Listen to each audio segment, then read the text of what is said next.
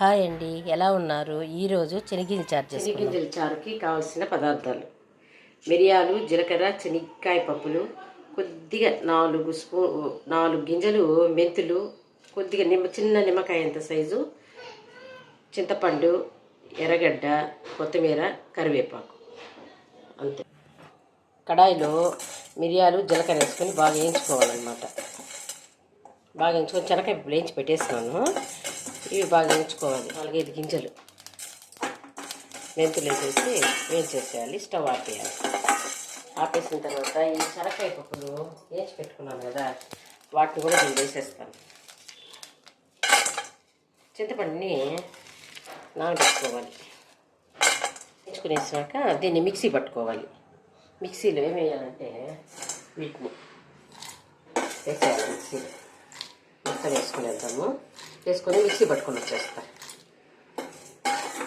మిక్సీలో పట్టుకుని మొత్తం కొద్దిగా వాటర్ వేసి మెత్తగా రుబ్బుకోవాలి. మరీ మెత్తగా అవసరం లేదు, కొంచెం బరగ్గా రుబ్బుకున్నా పర్వాలేదు. దీన్ని ఇటు పక్కన పెట్టుకున్నాను అనమాట.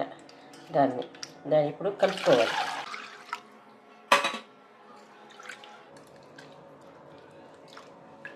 తీసేసిన తర్వాత దీంట్లో వాటర్ వేసుకోవాలి. ఆ చింతపండుకి అంత నీళ్ళు పడతాయి అన్నమాట.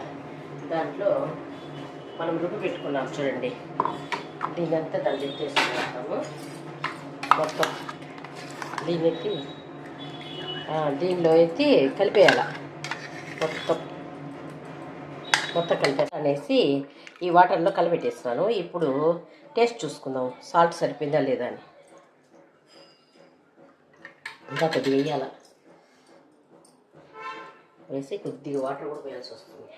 కొంచెం ఉంది పులుపు కొద్దిగా అనమాట. ఈ లిక్విడ్లో ఉంటే సరిపోదు. మరి చిక్కగా ఉండేది అనుకోండి అంత బాగుండదు. ఇట్లుంటే బాగుంటుంది. ఈ శనగింజల చారు పెట్టుకొని దానికి సైడు ఏదైనా ఒక తాలింపు పెట్టుకొని ఒక పెరుగు ఉంటే చాలు. స్టవ్ వెలిగిద్దాము.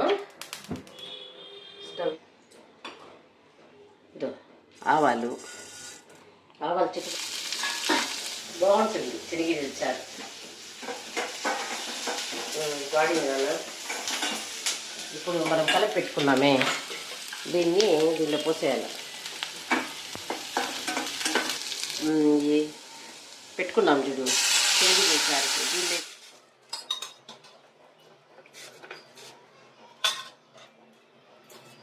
కొత్తిమీర చల్లి వేసేయాలి పైన.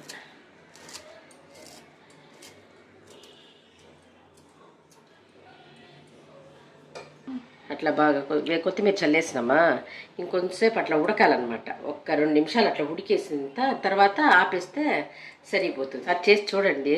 ఇందనుకోండి అంతే, అయిపోయినట్టే. ఇంకా 2 సెకండ్లు అట్లా ఉడికేసి పక్కన పెట్టేసుకొని అంతే. ఈ రెడీ. ఇంకా స్టవ్ ఆపేస్తాను. అయిపోయింది.